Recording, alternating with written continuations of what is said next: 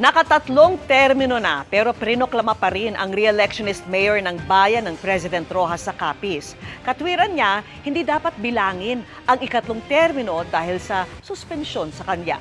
Nakatutok si John Sala ng GMA Regional TV.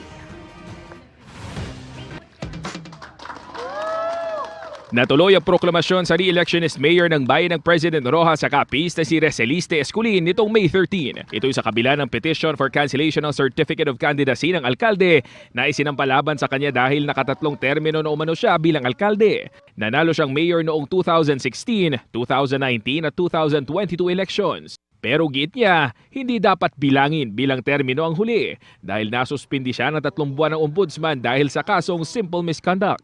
Paintindi man nato nga ang aton term na interrupt, no? Why nato natapos, why nato na straight ang aton 3 consecutive terms bilang mayor sa banwa sa President Rojas. Naging epektibong suspensyon nitong Pebrero 2025, 4 na buwan matapos ang paghain ng kandidatura. Kaya bago pa man masuspinde ay kwinestyon na ang paghain niya ng kandidatura. Ang former punong barangay man, no, duwa ka kapitan ang nag-file sang petition. Pero actually sinugo mo lang sila. Ayon sa COMELEC Capiz, mananatiling alkalde si Esculin habang wala pang desisyon na ipinapalabas ng COMELEC Central Office. In as far as the provincial office of COMELEC is concerned, balik kay wala man na yan sa amon nag-agi, kundi gindirection na yung file sa Manila.